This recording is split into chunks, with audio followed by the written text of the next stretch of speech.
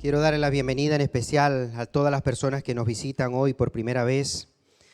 En especial quiero pedirle a dos familias que estuvieron con nosotros, como he dicho, que hemos estado la semana pasada en Israel, y tenemos la bendición de que algunos de los que nos acompañaron en ese grupo hoy están aquí con nosotros y son de otros países. Y yo quiero, por favor, que pasen aquí delante estas dos preciosas familias, nuestros hermanos Oregon de Estados Unidos, por favor, y de Chile también. Pasen ustedes, pasen.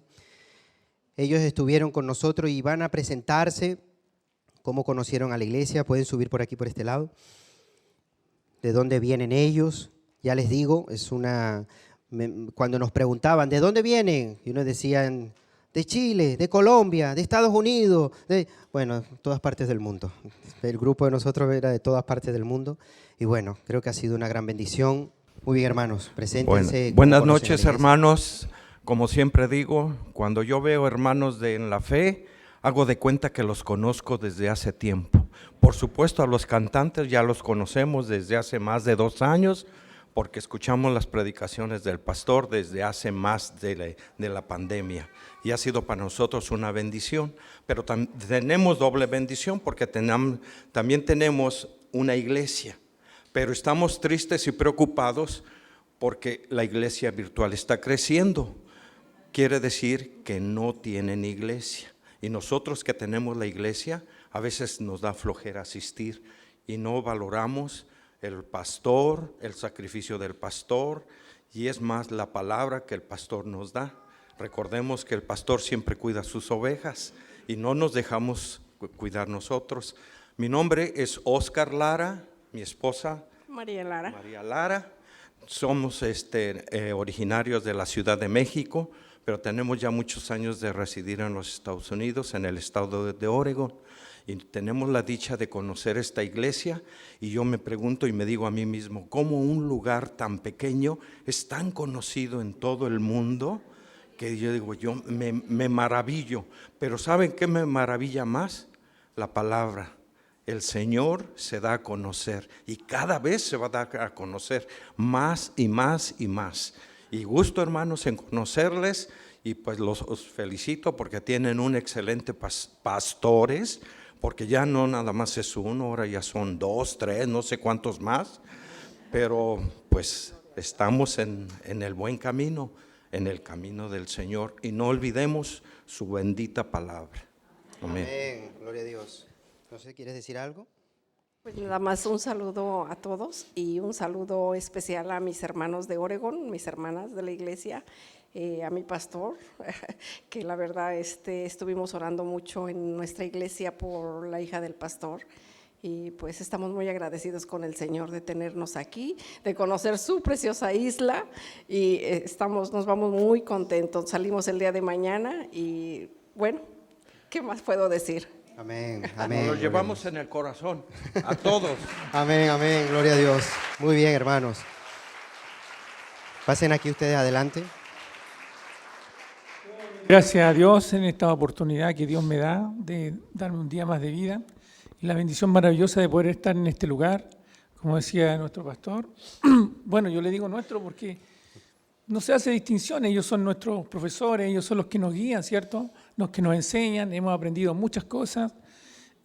Cuando estábamos viendo este programa, yo le dije a mi hermana, oye, ¿sabes qué? Enviemos un correo. Si es de Dios, se va a dar todo. Dios va a proveer los recursos, Dios va a proveer los tiempos, nos va a dar permiso en nuestros trabajos y Dios hasta aquí ha hecho. Amén. Entonces, contentos de conocerles, ha sido un viaje inolvidable. Llegando a Madrid nos ocurrió algo que no quiere nadie, nos robaron, se complicó un poco la cosa, pero decíamos nosotros, grande va a ser nuestra bendición. Amén. Grande va a ser nuestra bendición, porque por algo el enemigo siempre pone obstáculos. Pero decía yo, esto no nos va a acarrear raíces de amargura, nosotros servimos a un Dios vivo y Él nos va a proveer. Bueno, llegamos a Israel y maravilloso, hermano. Yo creo que los hijos de Dios debiéramos de esforzarnos en llegar a aquella tierra, porque a veces nos afanamos tanto, hermano, en tener 2 autos, tener casa, tener una buena cuenta corriente, pero ¿de qué nos sirve, hermano? Si al final dice que desnudo llegamos y desnudo nos vamos a ir. Bueno, yo ando con mi hermana, quien también va a tener una oportunidad. Y nosotros nos vamos el martes, si Dios quiere. Así es que le doy las gracias por conocerle. Y un Amén. testimonio más, hermano mío. Sí. Mira, ayer nuestro pastor nos invitó, ¿cómo se llama? ¿La leche? Un barraquito. Un barraquito, hermanos. ¿Saben que me hizo tan mal, hermano? Llegué con terciana al hotel. Yo le dije, los voy a llevar a que prueben algo que aquí se suele tomar mucho, pero se ve que no, nada. No, Me hizo no fue pésimo, bueno. hermano. Llegué con terciana al hotel, todos me taparon. Ya después me empezó a dar calor, el calor era sofocante. Hasta aquí venía llegando así y dije, no, Señor, yo voy a buscar sanidad. Yo quiero que tú me sanes porque yo a eso he venido. Como muchos acá, el Señor suple nuestras necesidades, nuestras peticiones. Y mira, aquí ya pasé, ya me siento aliviado. Amén, porque gloria a Dios. sé que Dios lo hace, por hermano. Esa Así es nuestra es. fe. Nuestra fe no debe flaquear porque el Dios que servimos es un Dios grande. Amén. Podría hablar toda la noche, pero la oportunidad es para mi hermano. Bueno, yo le doy gracias al Señor por estar en este lugar. Bueno, lo sigo de poquito antes de la pandemia en YouTube buscando predicaciones, ya que yo hago clases de religión en mi país. Siempre uno está buscando material y cosas. Y ahí conocí las prédicas del pastor Sierra y bueno, me encantaron y lo seguí hasta ahora. Ya al extremo que llegué a Israel también, gracias al Señor, porque el Señor a uno a veces le cumple, no a veces, siempre, ¿no? El Señor cumple hasta los pensamientos de que uno tiene. A mí se me pasó por la mente muchas veces como hija del Señor conocer Jerusalén, Israel, pero lo veía muy lejano. Pero gracias al Señor, bueno, me encantó el viaje. Enamorada del viaje, emocionante, agradecida del Señor por esa oportunidad y por la oportunidad de llegar hasta acá, de conocer acá la iglesia de ustedes, que también uno siempre lo veíamos por la tele y nunca imaginamos estar acá. Pero el Señor ha sido tan bueno con nosotros, le agradezco al Señor por todo, porque nos ha guardado, nos ha bendecido grandemente, espiritualmente. Las cosas materiales, bueno, son, ¿no es cierto? Pero lo importante es lo que el Señor nos ha ido entregando día a día. Así que para el Señor le doy toda la honra y la gloria. Amén, gloria a Yo Dios. oigo perfectamente, Anderson. ¿Y ustedes a mí? Ok, sí, te están escuchando toda la iglesia, pastor. Bueno, gloria a Dios. Yo estoy aquí en Jerusalén con Elena y nos estamos emocionando y estamos muy contentos por haber visto a nuestros hermanos que estuvieron con nosotros hasta el otro día aquí en Jerusalén. Y les mando un saludo a ellos y bueno, a toda la iglesia, al pastor Walter que está a punto de compartir la palabra. La verdad es que es una bendición ver lo que el Señor ha estado haciendo en los últimos años, ver la cantidad de almas que han sido alcanzadas para Cristo a través del poder de la palabra de Dios, ver que la gloria se la está llevando el Señor y nosotros estamos, ya te digo, aquí ahora mismo en Jerusalén con mucho frío, pero muy contentos por ver el culto en directo, lo cual es una novedad porque nosotros no estamos acostumbrados a ver el culto a través de las redes sociales, pero la verdad es que es una bendición tremenda. Aprovecho la oportunidad para mandar un saludo a toda la iglesia, decirles que ya mañana, Dios mediante, llegará el siguiente grupo que vienen muy ilusionados, con muchas ganas de conocer este país, esta tierra. Hemos estado en esta tarde con un grupo de hermanos reunidos en una cafetería donde hemos orado juntos, hermanos que estuvieron orando por toda la situación de Miriam, por nosotros, por la obra. Hemos estado en el día de ayer en la casa de nuestro hermano Daniel, con guitarras, alabando al Señor también. Hermanos, la verdad es que es un privilegio formar parte de la iglesia del Señor. Tenemos hermanos en todas las naciones de la tierra y efectivamente, como decía recién el hermano, parece que nos conocemos de toda la vida. Y es que el Señor está levantando un amor, una renovación espiritual y nosotros estamos siendo protagonistas de toda esta obra maravillosa que está haciendo el Espíritu de Dios en las naciones de la tierra. Así que, hermanos, de verdad un abrazo muy grande. Dios mediante estaremos ya ahí el martes, el jueves en el culto. Que tengan un buen culto, abran sus corazones a lo que el Señor nos quiera compartir en esta tarde, porque el Señor siempre habla a través de su palabra. Amén. Dios les bendiga, mis queridos hermanos, y saludos desde Jerusalén. Bendiciones para toda la iglesia. Amén, pastor. Que el Señor bendiga también vuestra vida y todo el grupo que va a estar ahí también. Estaremos orando para que sea un tiempo muy bendecido. Amén. Bendiciones para todos. Chao, chao, mis hermanos. Gloria a Dios. Qué bueno ese Señor. Créame que se siente cuando está respaldado uno por la oración. se siente cuando la iglesia está orando. Amén. No me quiero extender, hermanos, vamos a prepararnos. Quiero pedirle por favor a los niños de la escuela dominical si pueden ir subiendo. Y vamos a pedirle por favor, Pastor Walter, si puede que pase aquí adelante, que él nos va a compartir la palabra. Y estemos muy atentos al mensaje de hoy. Amén. Bueno, muy buenas tardes, amados hermanos. Qué alegría estar nuevamente aquí. Y me parecía raro venir al culto y que no estuviera el pastor. Aunque no venimos a la iglesia por los pastores ni por las personas, venimos por el Señor, ¿no es cierto? Pero bueno, ha sido hermoso escucharle y sentirle cerca. Además de que nos esté viendo en directo, pues obviamente va un saludo lleno de cariño para él.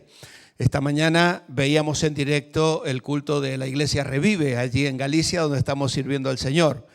Veíamos un pedacito porque no podíamos sentarnos a mirarlo. Estábamos en otras actividades, visitando el barco hospital, Mercy Ships, que está aquí, y conociendo otro aspecto de la gran obra de Dios en el mundo, en las personas y las formas que Él tiene de hacer crecer el cuerpo de Cristo.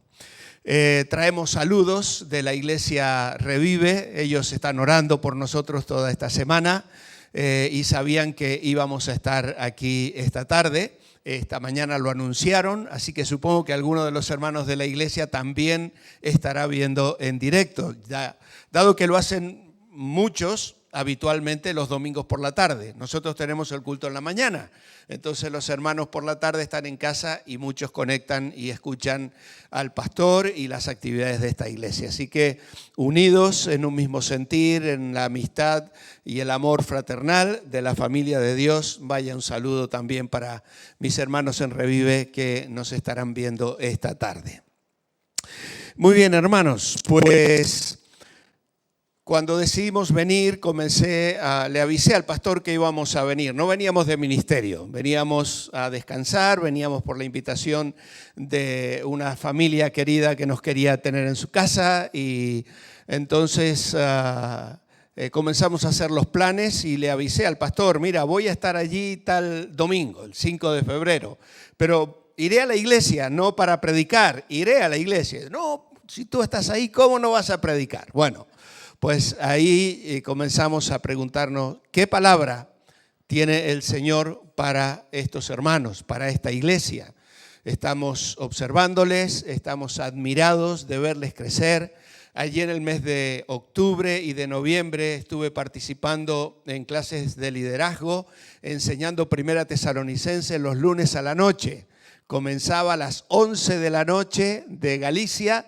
Y allí teníamos una reunión a través de Zoom con hermanos de la iglesia virtual repartidos por todo el mundo. Y fue una experiencia preciosa para mí, la verdad. Y ahora estar otra vez aquí sintiendo que el Señor quiere deciros algo a través de mí. Cada vez que tenemos que enfrentar una situación así, buscamos la presencia del Señor y queremos entregar algo fresco. Allí en nuestra iglesia tenemos por norma enseñar un texto bíblico. Estamos acabando, por ejemplo, ahora el Evangelio de Marcos. Hoy se ha predicado sobre el capítulo 14 de Marcos allí. Y en la semana yo doy un devocional todos los días de lunes a viernes. Algunos de vosotros también me seguís en los devocionales. Y entonces comparto también en relación a lo que se predicó el domingo. Y ya estoy preparando lo que vamos a estudiar cuando terminemos con el Evangelio de Marcos. Y eso van a ser 3 libros que están allí en el centro de la Biblia, pero que no suelen ser los más conocidos, que son los libros de Esdras, Nehemías y Esther. Y yo estoy ya preparando los devocionales, porque ya los dejo por escrito, los ofrezco para que la gente los reciba en PDF, pueda seguir el devocional desde su casa y tener su tiempo para tomar sus apuntes y orar al Señor sobre la meditación. Y entonces, claro, me he entusiasmado tanto con estos 3 libros allí, casi ignorados por muchos, que reflexionando dije, bueno, Señor, esto que está siendo fresco para mí. Espero que sea útil y de bendición a los hermanos en la iglesia en Vida Nueva y en la iglesia virtual. Estos 3 libros tienen una característica muy singular. Nos muestran cómo salir del cautiverio a vivir una vida legítima, libre, la vida cristiana a la que Dios nos llama a través de Jesucristo. En el libro de Esdras encontramos la historia básicamente de la reconstrucción del templo. Israel había sido llevado cautivo a Babilonia. Nabucodonosor había arrasado la ciudad en base a la rebeldía que esta ciudad había tenido hacia su gobierno. Y entonces el templo fue destruido, la ciudad de Jerusalén fue arrasada, los muros de la ciudad fueron destruidos, pero 70 años después de este cautiverio, Dios toca el corazón del que gobernaba en ese entonces y Esdras nos relata una parte de ese evento maravilloso. El pueblo de Dios puede regresar. Hay un edicto que le da libertad de volver a su tierra. No iban a ser libres porque seguían estando bajo el cautiverio, diríamos así, de estos imperios que mantenían su pie firme sobre el cuello de todas estas naciones que habían sido conquistadas. Pero tenían estos reyes que subieron después de Nabucodonosor una dinámica o una política, para ser más preciso, de otorgar libertades religiosas a los pueblos que habían sido conquistados. Y bajo esa premisa, Dios mueve el corazón de Ciro para dar libertad y que comiencen a regresar del cautiverio. Y en Esdras tenemos la reconstrucción del templo. Cuando hablamos del templo, estamos dándonos cuenta que Dios en eso ya está enviando un poderoso mensaje, porque Dios quiere restaurar la adoración. Es el primer paso en el regreso hacia Dios. Cuando una persona se encuentra con Dios, aunque no sepa mucho todavía del Evangelio, ni de todo lo que implica la vida cristiana y vivir bajo el señorío de Cristo.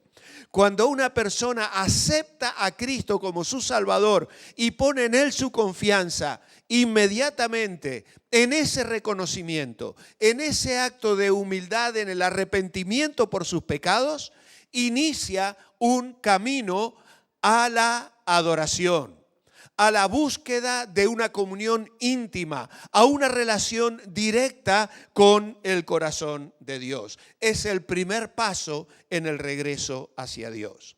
Luego tenemos el libro de Nehemías, en el orden en el que encontramos en la Biblia. Esdras, Nehemías y luego está Esther.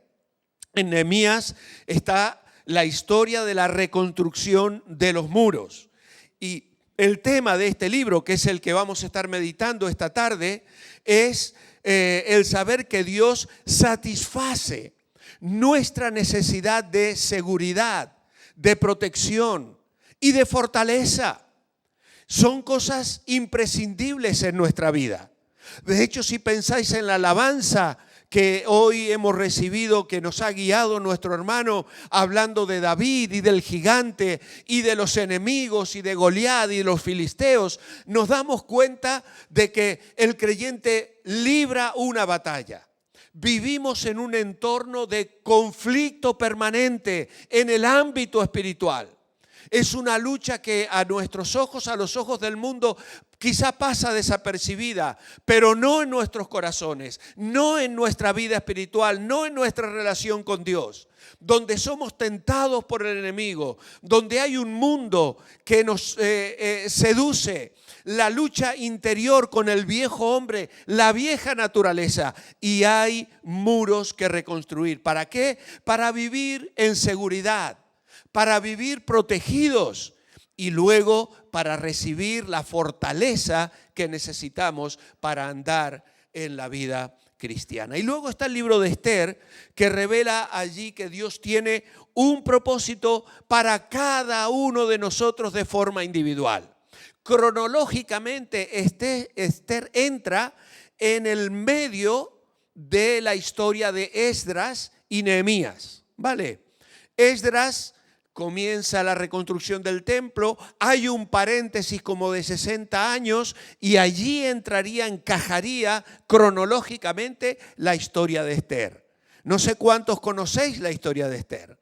Una mujer judía, huérfana, criada por su tío, por su primo, hay distintas versiones allí de acuerdo a las traducciones, pero esta mujer de pronto es arrebatada, ya ha pasado, viene de una familia que había sido llevada cautiva, ha tenido que pasar el duelo de la pérdida de sus padres, de modo tal que su tío o primo la tiene que proteger y cuidar y ser el familiar más cercano que se ocupa de ella. Pero un buen día vienen llevando a las niñas o las chicas más bonitas, más hermosas, para que formen parte del harén del rey. Y esta mujer bella, cual no había otra en el reino, de pronto se encuentra allí, en el trono, reconocida, coronada como reina. Claro, es maravilloso este libro. ¿Sabéis por qué? Porque no aparece la palabra Dios en ningún lugar del libro. No aparece Dios nombrado directamente. Pero la presencia, la soberanía, la guía, la dirección, la protección, el cuidado, el anticipo de cómo Dios va haciendo las cosas para proteger a su pueblo de un terrible peligro, porque en medio de la historia de Esther se levanta Naamán, un hombre que quería destruir al pueblo judío, que odiaba al pueblo judío. Pero Dios ya se había anticipado a su odio y a sus planes diabólicos para detener el proyecto salvífico de Dios para la humanidad. Porque en realidad lo que él se proponía de destruir al pueblo de Israel, de borrar a la nación judía del mapa, era precisamente la intención satánica de frenar el propósito divino de ofrecer salvación al mundo a través de Jesucristo. Pero ahí está. Las naciones del mundo son bendecidas y afectadas por una sencilla mujer que supo estar en el lugar que Dios la puso para cumplir el propósito que Dios tenía para ella. Y el libro de Esther es maravilloso y un deleite meditarlo. Pero Nehemías centra su historia en la reconstrucción del muro de Jerusalén. Y un muro es una estructura muy simbólica. Perdón. Vamos a beber un poquito de agua. Mi garganta se quiere revelar. El muro es una estructura muy simbólica. ¿Recordáis la historia de Jericó? Cuando el pueblo de Israel iba a conquistar la tierra prometida. Esos muros debieron ser derribados. ¿Por qué? Porque esos muros eran un símbolo de orgullo, de arrogancia, de una ciudad impía. Y no se pueden imponer ante la humildad del pueblo de Dios, dispuesto a someterse a la voluntad de Dios, alineado con el poder de Dios. Y aquella antigua historia de la nación dando aquellas vueltas alrededor de Jericó, siguiendo el arca en absoluto silencio, es una historia apasionante en las escuelas dominicales. Los niños no pestañean cuando se las cuentas. Nehemías es lo contrario. Es el símbolo de un muro que se reconstruye porque Dios quiere levantar muros en la vida de toda persona, de toda iglesia, de toda comunidad, de toda nación. En Nehemías los muros no son un símbolo de arrogancia ni de orgullo, sino de fortaleza, de poder y del propósito de Dios, que quiere reconstruir en nosotros una barrera para el pecado. Quiere que se levanten muros alrededor de la vida cristiana para que vivamos en victoria, para que sea una barrera para la frustración, el fracaso y la destrucción. Yo conservo fotos de mi viaje a Jerusalén el año 2018 con el pastor Sierra, y una de las que le tengo más cariño es precisamente a los restos de la muralla de Nehemías, porque es un libro que marcó mi juventud. Dios habló a mi corazón. Recién nos habíamos casado con mi esposa y fuimos a un campamento. Ella no pudo venir porque estaba embarazada, y el pastor que habló ese campamento dio todo un estudio de Nehemías, y aquello fue una bendición tremenda para mi vida espiritual. Ahora miramos el libro de Nehemías para responder a esta pregunta: ¿quiénes son los que construyen? ¿Quiénes son los que construyen? Hay que construir muros en la vida. Hay que construir muros en la iglesia. Hay que construir muros en nuestra familia. Porque tenemos enemigos que quieren saltar los muros, que quieren entrar por las brechas que podamos dejar. Pretenden que nos descuidemos, que bajemos la guardia. Hay una batalla real y constante. ¿Quiénes son los que construyen? ¿Qué cualidades manifiestan? ¿Qué actitudes se perciben en los que construyen? ¿Qué expresiones tienen?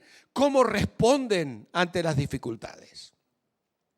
Pues yo te desafío a que vayas a tu casa y leas todo el libro de Nehemías si no has leído esta historia completa. Vamos a abrir nuestras Biblias en Nehemías capítulo 1, porque vamos a ir mirando algunos textos puntuales a lo largo de este libro para encontrar esa respuesta. ¿Quiénes son los que construyen? En mi Biblia está en la página 392.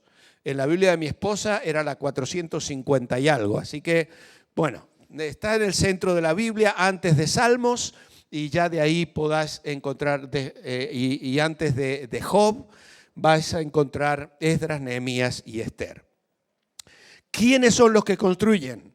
Mi primera respuesta es aquellos que muestran interés por la obra de Dios. Versículos 1 y 2. Dice: palabras de Nehemías, hijo de Acalías. Aconteció en el año 20 del mes de Quisleu, que mientras estaba yo en Susa, capital del reino, vino Hanani, uno de mis hermanos, con algunos hombres de Judá. Entonces les pregunté por los judíos que habían escapado, los que se habían salvado de la cautividad, y por Jerusalén. Ellos me dijeron: el resto, los que se salvaron de la cautividad y se quedaron allá en la provincia, están en una situación muy difícil y vergonzosa. El muro de Jerusalén está en ruinas y sus puertas destruidas por el fuego. Cuando oí estas palabras me senté y lloré e hice duelo por algunos días, ayuné y oré delante del Dios de los cielos. ¿Quiénes son los que construyen? Los que muestran interés por la obra de Dios.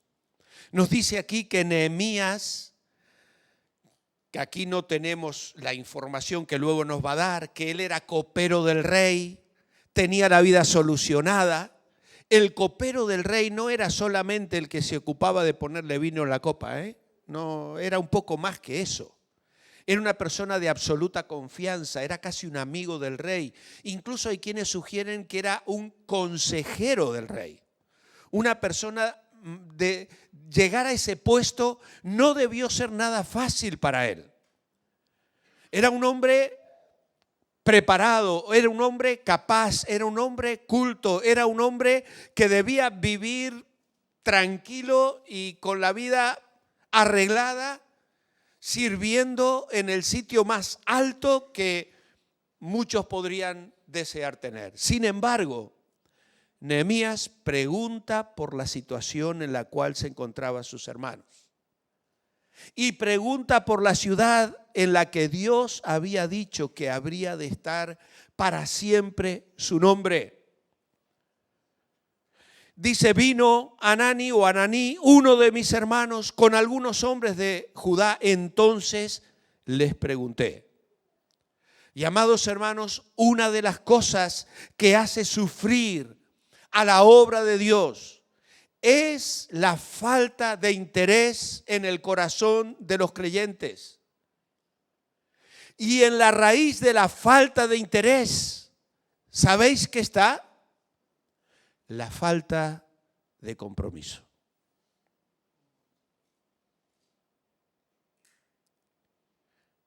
Preguntar. No es posible estar comprometido con algo y no mostrar interés acerca de eso. Aquello que te interesa. ¿Te interesa el fútbol? ¿Te interesa la Fórmula 1? ¿Te interesan los deportes? ¿Te interesa la política? ¿Qué es lo que te interesa?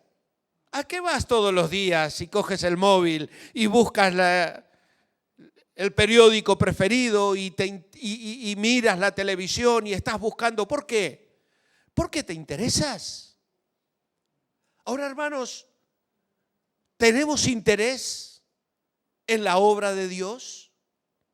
¿Surge en nosotros el venir y preguntar?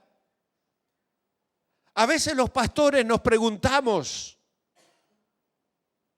si la gente realmente está comprometida con la obra de Dios, si realmente tienen interés por otros hermanos, la ausencia de personas que no vienen a la iglesia, las situaciones que se dan en la vida diaria de la vida de cualquier iglesia, en los ministerios. ¿Estamos interesados? No es posible estar comprometidos con algo y no mostrar interés acerca de eso. Por esa razón, Dios también demanda un compromiso de nuestra parte, en respuesta al compromiso que Él ha tomado hacia nosotros. Hoy pretendemos vivir aislados para no tener problemas ni complicarnos la vida. Y a veces no queremos ni preguntar por un hermanito que no lo veo hace tiempo, que no viene a la iglesia, una hermana, una familia. No preguntamos ni siquiera para interesarnos y orar y apoyar al ministerio. Tomar una preocupación por el avance de la obra, el desarrollo de la iglesia. ¿Cómo estoy mostrando interés? Nehemías se acercó, Nehemías preguntó. Pero también aquellos que construyen son aquellos que están conociendo más a Dios. Ya me podría parar aquí para hablar de la oración, del ayuno, de la comunión, porque lo que hemos leído ya es precioso en estos 4 primeros versículos. Pero mirad lo que dice el versículo 5. Después de que ayunó, oró delante del Dios de los cielos y le dije, te ruego, Señor, Dios de los cielos, fuerte, grande y temible, que guardas el pacto y tienes misericordia de los que te aman y observan tus mandamientos. Esté ahora atento tu oído y abiertos tus ojos para oír la oración de tu siervo que ahora hago delante de ti día y noche por los hijos de Israel, tus siervos. ¿Qué descripción hace Nehemías de Dios? ¿Quiénes son los que construyen? Aquellos que muestran interés por la obra de Dios, pero en segundo lugar son aquellos que están conociendo cada día más a Dios. Y Nehemías se pone a orar en duelo y en dolor ante las noticias frustrantes que acababa de recibir. Pero cuando él levanta la mirada, comienza a describir al Dios de los cielos. Y dice: fuerte, temible, que guardas el pacto, que tienes misericordia de los que te aman y observan tus mandamientos. La situación de Jerusalén era desesperante, pero Nehemías sabía que Dios estaba llevando a cabo sus propósitos soberanos en ella y en el mundo, a pesar de los problemas que estaban afrontando. Y desde su desolación, desde su dolor, él clama al Dios que conoce. ¿Cómo conocemos a Dios? ¿Cuál es la perspectiva que tenemos de Dios? Hace unos meses atrás, el año pasado, estuvimos predicando desde la Iglesia Revive sobre el libro de un autor, J.I. Packer, cuyo título es Hacia el conocimiento de Dios o Conociendo a Dios. Un libro también que marcó mi vida espiritual. En mi juventud me lo regaló un amado pastor. Apenas salía la obra misionera y conservo todavía como un tesoro ese libro que ya está con hojas amarillas completamente y que aún tiene la dedicatoria temblorosa de aquel amado pastor, don Guillermo Coco. Y este hombre, J.I. Packer, en este libro, Hacia el conocimiento de Dios, sugiere que hay dos maneras en las que yo puedo crecer en mi conocimiento de Dios.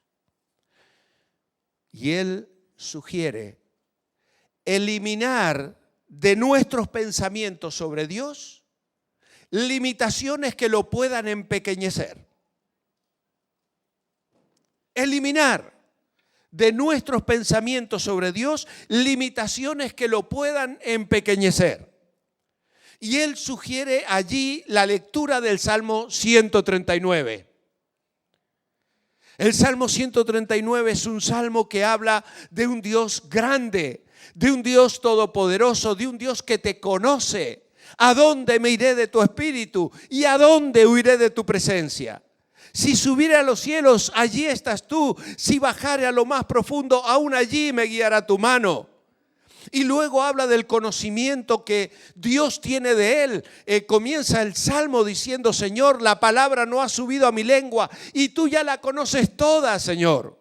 Conoces mi levantarme, mi sentarme, mi andar, mis pensamientos, todo lo que soy. Incluso me conociste desde antes de que estuviese en el vientre de mi madre. En tu libro estaban escritas todas las cosas que fueron luego formadas, sin faltar una de ellas.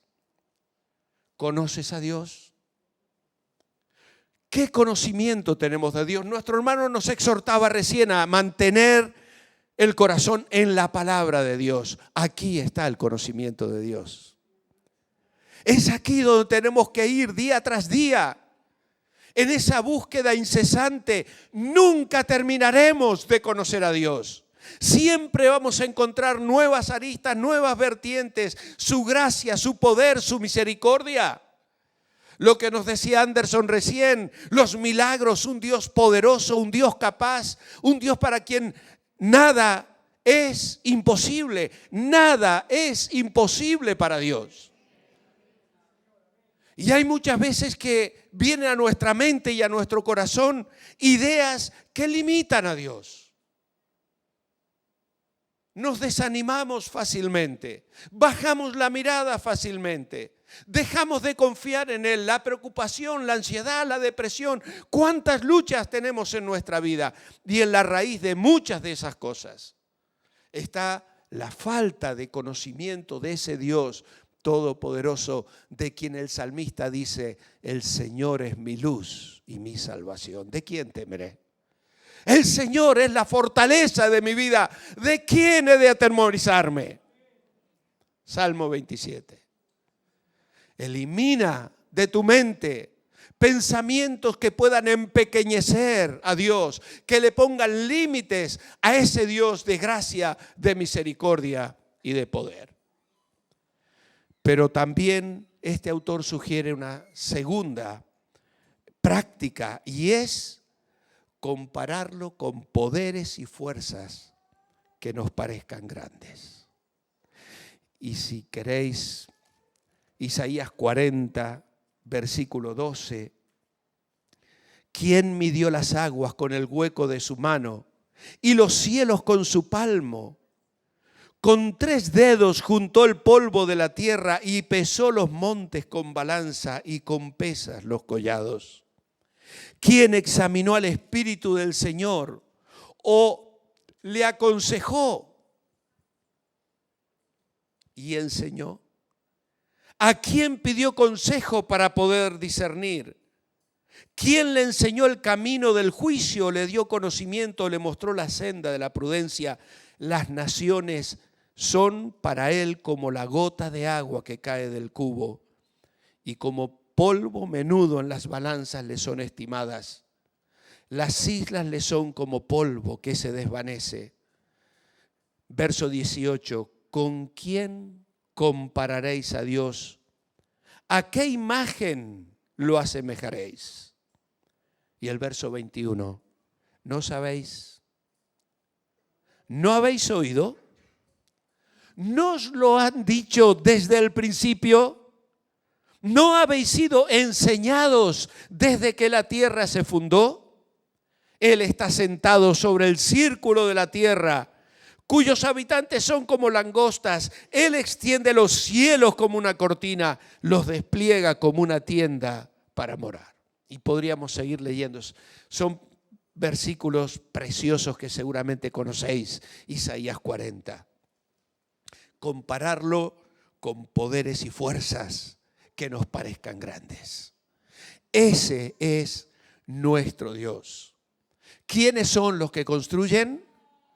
Aquellos que muestran interés en la obra de Dios, aquellos que están conociendo cada día más a Dios.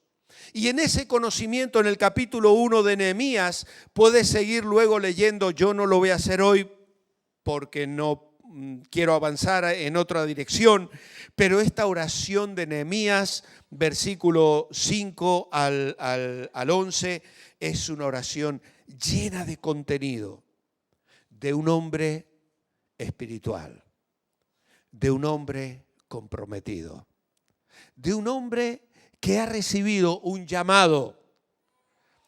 Y por eso aquellos que construyen son aquellos que toman riesgos apoyados en la fe.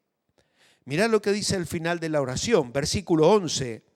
Dice capítulo 1, te ruego, Señor, que esté ahora atento tu oído a la oración de tu siervo y a la oración de tus siervos.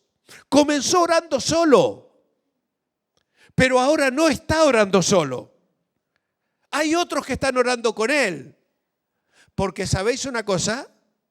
Desde que Nehemías comenzó a orar hasta lo que vamos a leer ahora en el capítulo 2, versículo 1, pasaron 4 meses. 4 meses de oración, de ayuno, de búsqueda de Dios, de hacer planes, de preparar el proyecto que Dios estaba poniendo en su corazón, porque él estaba dispuesto a tomar riesgos por la obra de Dios. Por eso pide lo siguiente y dice: tus siervos, quienes desean reverenciar tu nombre, concede ahora buen éxito a tu siervo y dale gracia delante de aquel hombre. En aquel entonces, dice, yo era copero del rey. Y dice el capítulo 2, verso 1, sucedió en el mes de Nisán, en el año 20 del rey Artajerjes, que cuando estaba ya el vino delante de él, tomé el vino y lo serví al rey. Y atención, y como yo no había estado antes triste en su presencia, me dijo el rey, ¿por qué está triste tu rostro? Pues no estás enfermo. Solo puede ser porque tienes el corazón afligido. ¿Y sabes qué dice? Lo siguiente. Entonces tuve gran temor. O allí la versión 60, temí en gran manera. Es que no podía estar triste en la presencia del rey. Estar agobiado o nervioso suponía que a lo mejor se la estaba jugando al rey. Ellos, bueno, la historia, si lo veis, la mayoría murieron asesinados. Por lo tanto, tenía una guardia personal y personas de mucha confianza que les cuidaban y le protegían porque se sentían amenazados. Y que su hombre de confianza mostrase una actitud de nerviosismo o de angustia podía ser fatal para Nehemías. Temí en gran manera. Pero claro, dice el verso 5, si le place al rey y tu siervo se ha ganado tu confianza, envíame a Judá, la ciudad de los sepulcros de mis padres, y la reedificaré. ¿Sabes lo que Nehemías está diciendo aquí? Yo estoy dispuesto a ir a construir los muros. Él podía haberse puesto en oración y decir, Señor, los muros están mal. Yo soy aquí un instrumento que puede mover el corazón del rey y generar los recursos necesarios para que otros vayan. Nehemías dice, no, si le place al rey, yo voy. Él está dispuesto a abandonar su zona de seguridad por el llamado de Dios. ¿Cuántos llamados frustrados están sentados en los bancos de las iglesias? Hombres y mujeres que sintieron el llamado de Dios para salir a la obra misionera, para buscar el camino de Dios para su vida, sintiendo que Dios ponía una carga sobre ellos para ir y llevar el evangelio.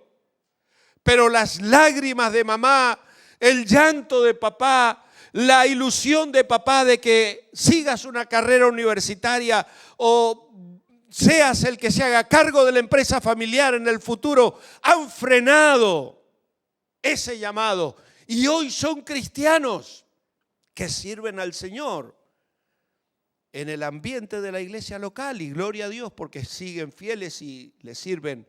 Pero en sus corazones está la frustración de no haber dado el paso y tomado el riesgo.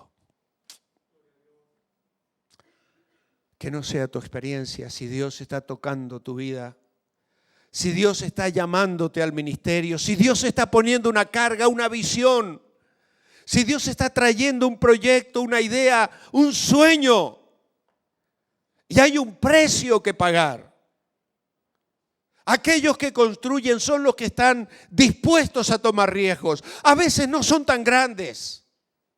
No llama a Dios a todo el mundo a la obra misionera. A veces sencillamente es asumir el compromiso, hacerte cargo de aquellos niños, atender la escuela dominical, ser parte del equipo misionero de la iglesia, salir a predicar el evangelio, repartir folletos, visitar hospitales. ¿Cuántas cosas podemos hacer para el Señor que a lo mejor no demandan el dejar tu ciudad, tu carrera o tu familia? Pero sí renunciar a algo. A lo mejor un sábado a la tarde, después de una larga semana de trabajo, claro, me merezco estar sentado en el sofá, ver mi deporte favorito, pero tomar el compromiso de ir todos los sábados a predicar o a visitar a esos hermanitos o esos lugares, barrios difíciles, a repartir ayuda social, a repartir folletos, a llevar el evangelio, a hacer visitas.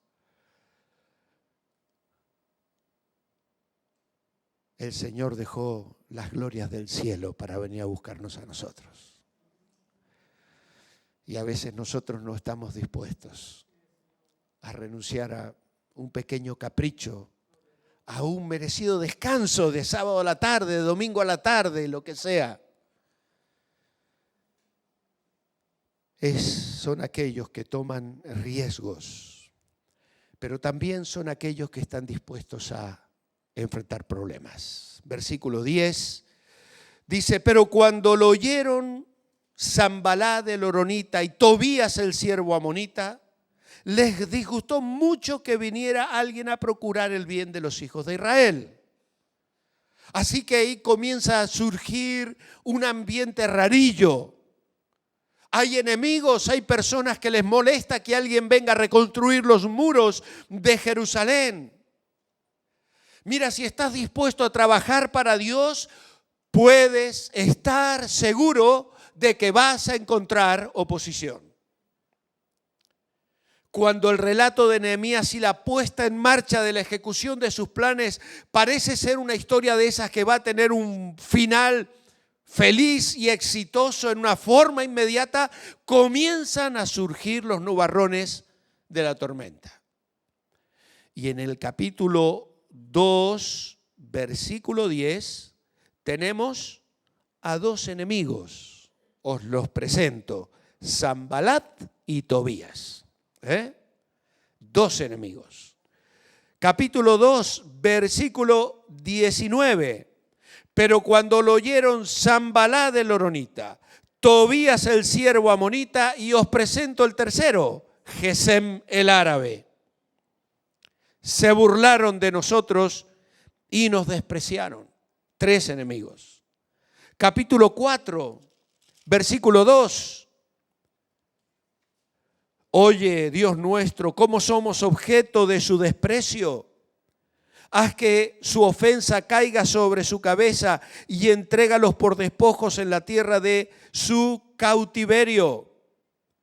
Bueno, me he saltado un poquito todo lo que hay en versículo 1 al 4, pero allí tenemos a Sanballat,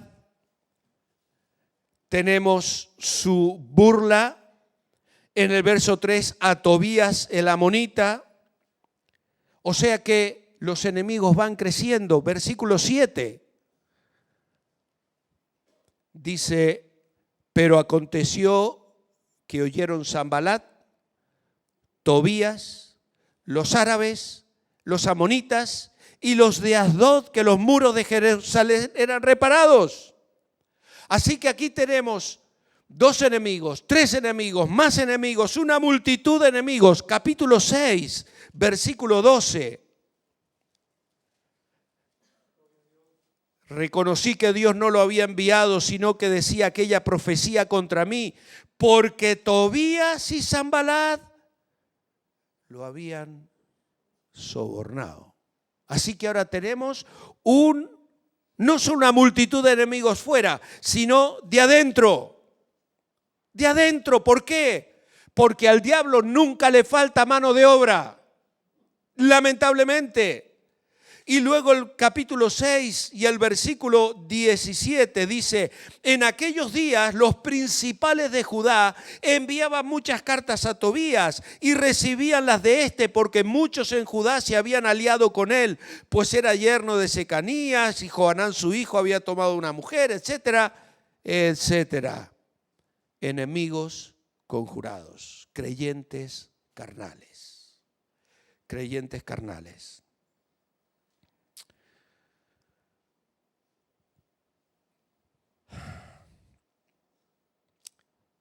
construyen, pero tienen otras metas. Construyen, pero tienen otras intenciones. Dios tolera a estas personas, pero no son su voluntad. Son una desgracia. Son una desgracia. Temblamos ante esto. El enemigo afuera, el enemigo adentro. Personas carnales que dicen tener a Cristo, que aparentan tener a Cristo, pero en el corazón, en sus intenciones, en lo que están buscando, su beneficio propio. Es cierto que todos tenemos una ambición, todos queremos vivir bien, todos queremos ser felices. Dios ha puesto en nosotros un anhelo para lo mejor en nuestra vida, en nuestro matrimonio, en nuestra familia, en nuestros hijos, y está bien. Pero esa no es la búsqueda principal. Nuestra búsqueda principal es vivir en el temor de Dios. Nuestra búsqueda es agradar a Dios en todo. Nuestra búsqueda es servir al Señor con excelencia, darle a Él lo mejor de lo que somos, lo mejor que tenemos.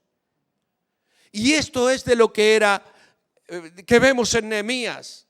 Un hombre con esa visión, con esa entrega, con esa disposición a servir al Señor, a servir al prójimo, a dar de sí lo mejor. Oh, si en la iglesia tuviésemos creyentes comprometidos, con ese ánimo de conocer a Dios, de servir a Dios, de buscar a Dios y de hacer su voluntad. Y los enemigos utilizan una estrategia sutil y dolorosa, pero muchas veces efectiva. Dice el versículo 2:19, y tengo que apurarme para acabar. Dice: cuando lo oyeron Sanbalat el horonita, Tobías el siervo amonita y Gesén el árabe, se burlaron de nosotros y nos despreciaron, pues decían: ¿qué es lo que estáis haciendo? ¿Os rebeláis contra el rey? Pero yo le respondí: el Dios de los cielos, Él nos prosperará. Y nosotros, sus siervos, nos levantaremos y edificaremos, porque vosotros no tenéis parte, ni derecho, ni memoria en Jerusalén. Los enemigos se burlan. ¿De qué se burlan? De la identidad. ¿Qué hacen estos débiles judíos? ¿Qué hacen estos débiles judíos? Y una de las cosas que Satanás ha usado para hacernos daños es socavar nuestra dignidad, nuestro valor como pueblo de Dios. Si dedicáramos un tiempo a mirar cuánto tiempo dedica Dios en la Biblia para recordarnos quiénes somos. Somos su pueblo amado, somos su especial tesoro, somos sus hijos, somos su familia. Jesús miró a los que estaban alrededor y dijo: ¿quién es mi madre, y mi padre y mis hermanos? Estos, los que hacen la voluntad de Dios y la siguen. Esos, y amados hermanos, la Biblia nos afirma en nuestra identidad. Somos hijos de Dios, somos el pueblo de Dios. El mundo se burla de la identidad, se burla de la espiritualidad. ¿Se les permitirá volver a ofrecer sus sacrificios? Una de las cosas que tenemos que vencer es la vergüenza que sentimos cuando tenemos que expresar nuestra fe, nuestro compromiso y nuestra consagración a Dios. A veces tenemos miedo de hacerlo hasta delante de los hermanos en la fe, ¿no? Se burla de nuestra espiritualidad y se burla de los planes. ¿Acabarán en un día? ¿Acabarán en un día? Pero lo que es peor, se burla de los materiales. Mirad el capítulo 4 y versículo 2. Dijo Sanbalat delante de sus hermanos y del ejército de Samaria: ¿qué hacen estos judíos muertos de hambre? ¿Se les permitirá volver a ofrecer sus sacrificios? ¿Acabarán en un día? Resucitarán de los montones del polvo las piedras que fueron quemadas.